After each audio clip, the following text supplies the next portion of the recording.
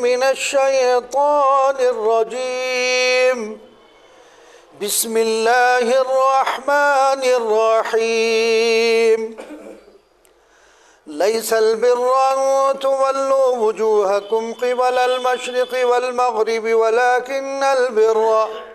ولكن البر من آمن بالله واليوم الآخر والملائكة والكتاب والنبيين وآتى المال على حبه ذوي القربى واليتامى والمساكين وابن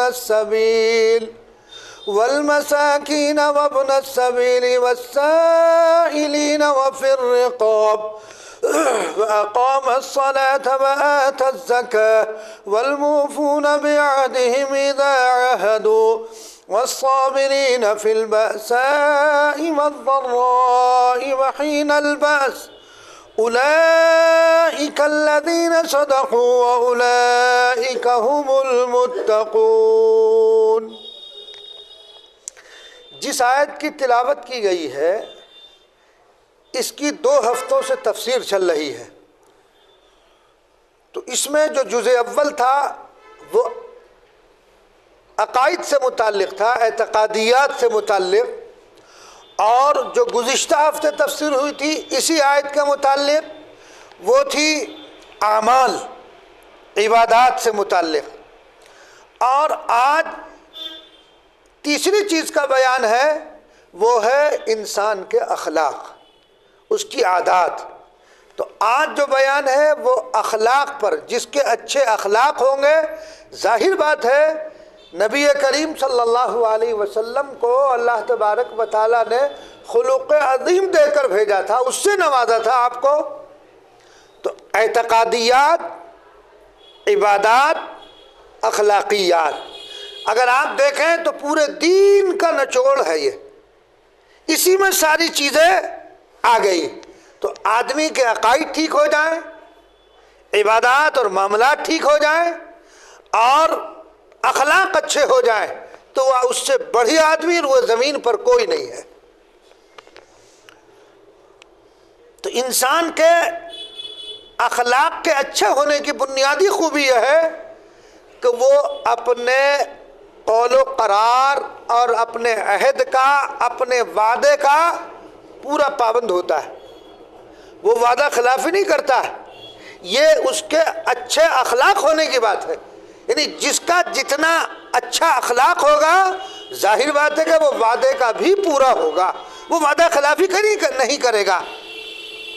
اچھا، یہ وعدہ چاہے رب العالمین کے ساتھ ہو چاہے انسانوں کے ساتھ ہو. ایک وعدہ انسان نے اللہ کے ساتھ کیا ہے. اللہ تبارک و تعالیٰ نے تمام ارواحوں کو اکٹھا کیا، جمع کیا، اور سب سے پوچھا تھا الستُ بربکم، کیا میں تمہارا رب نہیں ہوں؟ تو سب نے کیا کہا تھا؟ بلا، جی ہاں آپ ہمارے پروردگار ہیں. تو یہ عہد اللہ سے ہم نے باندھ لیا. جب ہم نے رب کو رب تسلیم کر لیا تو لہذا اللہ سے ایک عہد باندھ لیا، اس عہد کو ہمیں توڑنا نہیں ہے. اگر آدمی توڑ رہا ہے تو اس کا مطلب ہے کہ اس کے اخلاق اچھے نہیں ہیں، وہ آدمی اچھا نہیں ہے. ہم توڑ رہے ہیں.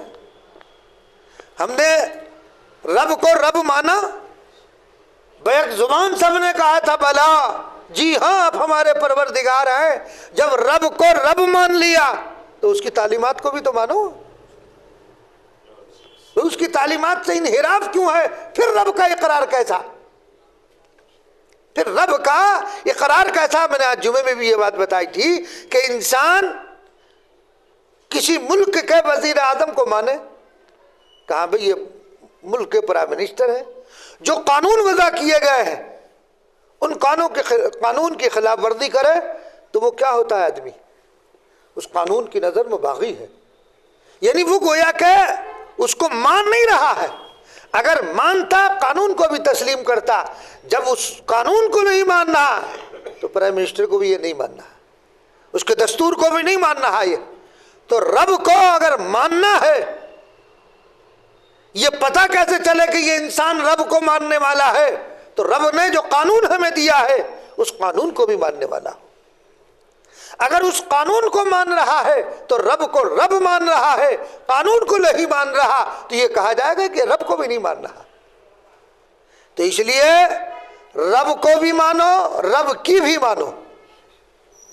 رب کو، یہ تو بنیادی عقیدہ ہے، اگر رب کو نہیں مانو گے تو آدمی مومن نہیں ہو سکتا ہے۔ اور رب کی مانو، رب نے یہ قرآن نبی کریم صلی اللہ علیہ وسلم پر نازل کیا، یہ اس کا دستور ہے، لہذا اس پر بھی عمل پیرا ہو۔ تو اچھے اخلاق کس کے ہیں؟ عہود کی بھی پابندی کرتا ہو۔ چنانچہ اللہ تبارک و تعالیٰ نے فرمایا وَالْمُوفُونَ بِعَهْدِهِمْ إِذَا عَاهَدُوا، کون؟ جو وعدے کیے گئے ہیں ان وعدوں کو پورا کرنے والے ہو۔ تو لہذا معلوم ہوا کہ جہاں اعتقاد وہ صحیح ہونا چاہیے، آپ کے عبادت اور معاملات صحیح ہونے چاہیے، اور تیسری چیز اخلاقیات کے قبیل سے، یہ بھی اخلاقیات ہی کے اندر ہے یہ کہ آپ جب کسی سے عہد کریں، چاہے وہ رب کے ساتھ ہو یا بندوں کے ساتھ ہو، اس کی پابندی ہونی چاہیے۔ تو اسی کو اللہ تبارک و تعالیٰ نے آج کے اس آخری جز کے اندر اس کو بیان فرمایا ہے۔ چونکہ 3 ہفتوں سے یہی آیت چل رہی ہے، تو جو اشخاص اپنے عہدوں کو پورا کرنے والے ہوں، جب عہد کر لیں اور وہ لوگ مستقل رہنے والے ہوں، تنگ دستی میں، بیماری میں، قتال میں، یہ لوگ ہیں جو سچے ہیں اور یہی لوگ ہیں جو متقی ہیں۔ اولئک الذین صدقوا، قرآن کیا کرا؟ کون لوگ؟ جو وعدوں کی پابندی کرنے والے اور تنگ دستی اور بیماری میں مستقل رہنے والے۔ مستقل رہنے کا مطلب کیا ہے؟ آدمی تنگ دستی میں کوئی آدمی گرفتار ہو گیا تو وہ ہاتھ پھیلائے نہیں پھر رہا سب کے سامنے، وہ عزت کے ساتھ گھر میں بیٹھا، وہ واویلا نہیں مچاتا پھر رہا، رب سے شکایت نہیں کر رہا، یہ نہیں شکایت لوگوں سے کرتا پھر رہا کہ رب نے مجھے تنگ دستی میں مبتلا کر دیا۔ تو تنگ دستی میں، بیماری میں، اللہ کوئی بیماری بھیج دے تو اس بیماری میں بھی اسی رب کو یاد کرے، اسی پر اعتماد اللہ تبارک و تعالیٰ کی ذات پر کرنے والا ہو۔ اور اسی طرح قتال میں یہ لوگ ہیں، تو یہ لوگ ہیں جن کے اندر یہ صفات ہے، تو جن میں یہ صفات پائی جا رہی ہے وہی لوگ سچے ہیں اور وہی متقی اور پرہیزگار ہے۔ معلوم ہوا کہ اگر آپ کے اندر صبر کا مادہ نہیں ہے، ضبط کا مادہ نہیں ہے، پرہیزگاری آپ کے اندر نہیں ہے، عہد کی پابندی آپ کے اندر نہیں ہے، تو اس کا مطلب ہے کہ آپ متقی نہیں ہیں اللہ کی نظر میں، آپ پرہیزگار نہیں ہیں۔ تو 3 چیزیں بیان کی گئی یہاں پر۔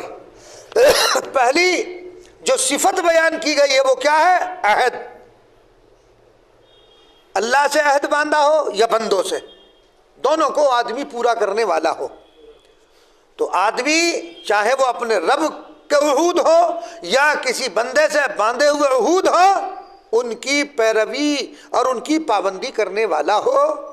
یہ اللہ تبارک و تعالیٰ نے پہلی صفت بیان فرمائی۔ کن لوگوں کی ہے؟ اولئک هم الصادقون، یہ سچے لوگ ہیں۔ اولئک هم المتقون، یہ متقی اور پرہیزگار لوگ ہیں۔ تو سچے اور متقی لوگوں کی صفت کیا ہے؟ جب کسی سے وہ عہد کرتے ہیں، وعدہ کرتے ہیں، چاہے وہ رب کے ساتھ ہو یا بندوں کے ساتھ ہو، خالق کے ساتھ ہو یا مخلوق کے ساتھ ہو، اس کو وہ پورا کرتے ہیں۔ دوسری صفت کیا بیان کی گئی ہے؟ دوسری صفت ہے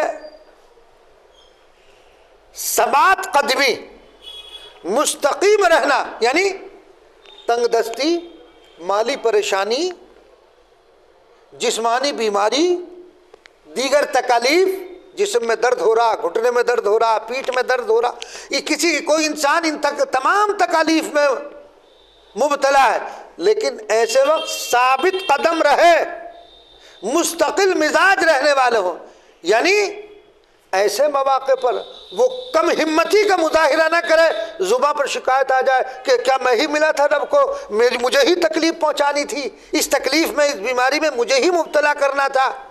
اللہ کی مصلحت کیا ہے یہ تو رب ہی جانتا ہے۔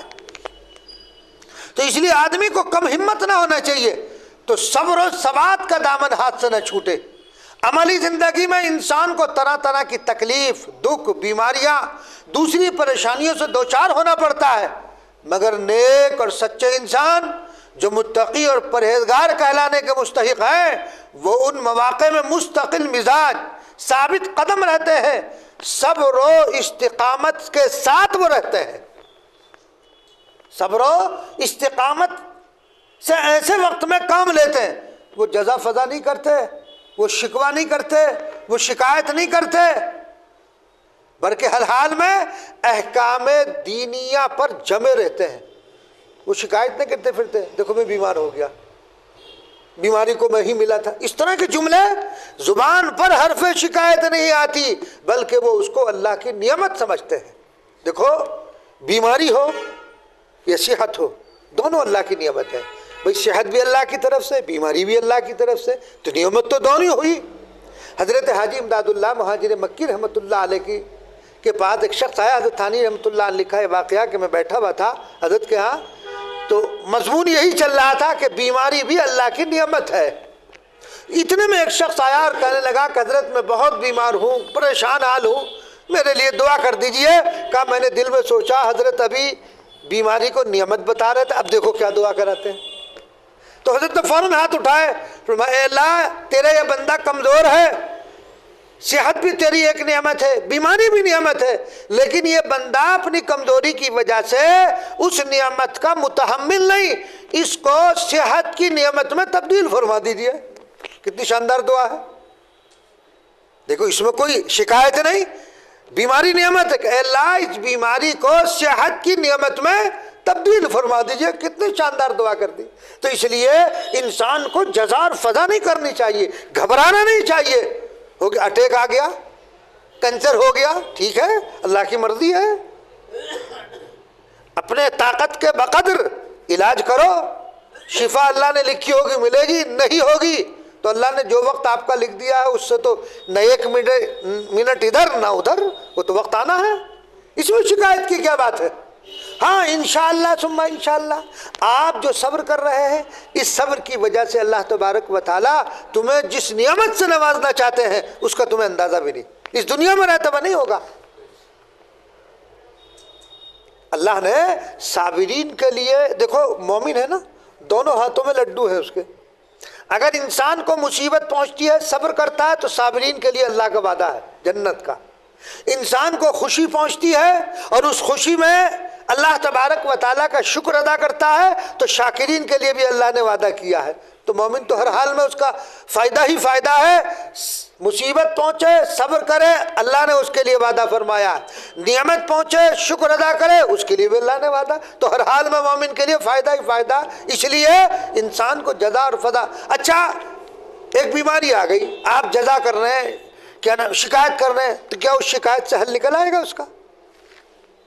اس شکایت سے آپ پریشانی میں مبتلا ہو گئے، آپ کا کاروبار ڈوب گیا، آپ مقروض ہو گئے، ٹھیک ہے، لیکن جزا آپ شکایت کرتے رہیں، شکوہ زبان پر لائیں تو کیا اس شکوے سے آپ کی وہ جس چیز میں اللہ نے آپ کو مبتلا کیا وہ دور ہو جائے گا؟ نہیں ہوگا نا۔ اللہ جب چاہے گا ہوگا، تو جب یہ بات مسلم تسلیم ہے آپ کو تو پھر جزا اور فضا کرنے سے فائدہ کیا ہے، پھر شکایت کرنے سے کیا فائدہ؟ راضی رہو، اللہ نے جس حال میں رکھا ہے خوش رہو۔ تو دوسری دو صفتیں ہو گئی، تیسری صفت یہ بیان کی گئی یہاں پر کہ اللہ کی راہ میں دشمنوں سے جنگ و جہاد میں ثابت قدم رہتے ہیں، یعنی دلیری اور پائیداری سے کام کرتے ہیں، گھبراتے نہیں ہیں۔ تو انسان پر تین قسم کی مصیبتیں آ سکتی ہیں، مالی، بدنی اور جانی۔ فقر و فاقہ، تنگ دستی، یہ مالی مصیبت ہے۔ فقر و فاقہ، تنگ دستی یہ مالی مصیبت ہے۔ مرض، دکھ، بیماری یہ جسمانی مصیبت ہے۔ اور جنگ و جدال چونکہ اس میں جان کا خطرہ ہے اس لیے وہ جانی مصیبت ہے۔ تو صابر کامل وہ ہے، صابر کامل کون ہوا؟ صابر کامل وہ ہے جو تینوں قسم کی مصیبتوں پر صبر کرے۔ کامل صبر کرنے والا کون ہے؟ مکمل صبر کرنے والا وہ شخص ہے جو تینوں قسم کی مصیبتوں پر صبر کرے۔ اور آخر آیت کے آخر میں فرمایا گیا بس یہ لوگ ہیں سچے جو ان کمالات کے ساتھ موصوف ہیں، یہ کمالات ان میں پائے جاتے ہیں، اس لیے سچے ہیں۔ اور یہی لوگ ہیں جو متقی ہیں، پرہیزگار ہیں، جن کو متقی اور پرہیزگار کہا جا سکتا ہے۔ وہ کون لوگ ہیں؟ وہ مصیبت میں صبر کرنے والے، فقر و فاقہ میں مبتلا ہو تو صبر کرتے ہیں، مرض اور بیماری اور دکھ میں مبتلا ہو تو صبر کرتے ہیں، اگر دشمن کے سامنے مقابلہ ہو جائے وہ ثبات قدمی سے جمے رہتے ہیں، اس پر بھی صبر کرتے ہیں۔ تو ہر قسم، جو تینوں قسم کے صبر کرنے والے ہیں وہی سچے ہیں اور وہی متقی اور پرہیزگار لوگ ہیں۔ تو الغرض، یہ جو پوری آیت ہے، اس آیت سے مقصود بیان یہ نکلا کہ یہ اہل کتاب یعنی یہود و نصارہ، چونکہ ان عقائد، اعمال، اخلاق میں قاصر اور ناقص تھے، طرح طرح سے ان میں خلل اندازی کرتے تھے، لہذا نہ ان کا ایمان درست، نہ اعمال و اخلاق درست، جیسا کہ متعدد آیت قرآنیہ میں اس کا ذکر ہوا۔ مثلا ایمان باللہ میں تو قصور یہ ہے کہ حضرت عزیر اور حضرت عیسیٰ علیہ السلام کو خدا کا بیٹا قرار دیتے ہیں، نعوذ باللہ، تو ایمان میں نقص ہو گیا۔ اور گائے کے بچڑے کو معبود بنا دیا، گائے کے بچڑے کو معبود بنا کر اس کی پرستش کرنے لگے، اور اعتقاد آخرت میں یہ قصور کیا کہ جنت کو اپنے لیے مخصوص سمجھ لیا کہ جنت ہماری ہے، تو یہ اعتقادی کمزوری ہے، یہ ناقص اعتقاد ہے۔ اور ایمان بالملائکہ میں قصور ان کا یہ ہے کہ جبرائیل امین کو اپنا دشمن سمجھ لیا، تو یہ فرشتوں کی عظمت کے منکر ہوئے۔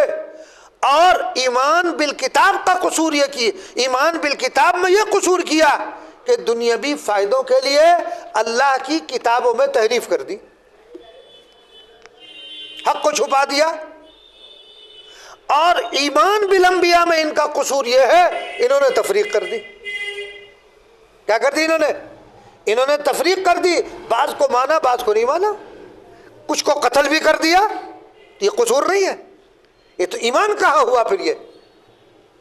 تو اس لیے اللہ تبارک و تعالی نے فرمایا یہ تینوں قسم کی صفات جن کے اندر پائی جائے گی وہی لوگ سچے ہیں اور وہی متقی اور پرہیزگار ہیں اللہ تبارک و تعالی کی نظر میں۔ تو خیر، انہوں نے احکام خدابندی کے اندر رد و بدل کی، تحریف کی، انبیاء علیہ السلام کو قتل بھی کیا اور ان کے ساتھ کٹ حجتی کی انہوں نے دنیاوی مفاد کے لیے۔ بہرحال تو ان کے ہر چیز میں یہ قصور ہے، اعتقادیات میں، اعمال میں، اور اسی طرح ان کے اخلاقیات میں، تو لہذا یہ ہر اعتبار سے ناقص ہے۔ تو انسان کو اپنے عقائد کو درست کرنا چاہیے، اعمال اور اخلاق ان چیزوں کو درست کرنا چاہیے، یہی خلاصہ ہے پورے دین کا گویا کہ۔ تین چیزیں یاد کر لیجئے، تین چیزیں ہو گئی، ایک ہے اعتقادیات یعنی عقائد، دوسرے اعمال اور تیسرے اخلاق۔ ساری چیزیں انہی تینوں کے اندر دائر ہے، پھر اس کے جزئیات ہیں جو پھیلے ہوئے ہیں تمام کتابوں کے اندر۔ یہ تین چیزیں صحیح ہو گئی آپ کی تو آپ اللہ تبارک و تعالیٰ کے نزدیک صادق بھی ہیں، سچے بھی ہیں، اور آپ ہی پھر متقی اور پرہیزگار ہیں۔ جو آیات شریفہ میں صفات بیان کی گئی ہیں، جو ان صفات سے متصف ہوگا وہ سچا اور پرہیزگار کہلائے گا۔ اللہ تبارک و تعالیٰ ہم سب کو عمل کی توفیق عنایت فرمائے۔ اللہم صلی علی سیدنا و نبینا و مولانا محمد عبدہ و رسولہ ربنا ظلمنا انفسنا وإن لم تغفر لنا وترحمنا لنکونن من الخاسرین۔ اے اللہ ہمارے گناہوں کو، خطاؤں کو درگزر فرما، ہم سب پر رحم اور کرم اور عافیت کا معاملہ فرما۔ اے اللہ ہر آنے والے برے حالات سے ہماری حفاظت فرما۔ الہ العالمین عفو کا، درگزر کا معاملہ فرما۔ اے اللہ ہم بہت گناہ گار، خطا کار، مجرم و سیاہ کار ہیں، ہماری خطاؤں کو معاف فرما دے۔ اے اللہ ہمارے اوپر کرم کا معاملہ فرما دے، آنے والے برے حالات سے حفاظت فرما، ہمیں سنت و شریعت پر چلنے والا بنا دے۔ اے اللہ ہمیں سنت و شریعت پر چلنے والا بنا دے۔ خداوند قدوس ہر قسم کی گمراہیوں سے ہماری حفاظت فرما۔ اے اللہ ہمارے عقائد کو درست فرما، ہمیں صحیح اور حق عقائد پر جما دے، ہمیں اعمال پر جما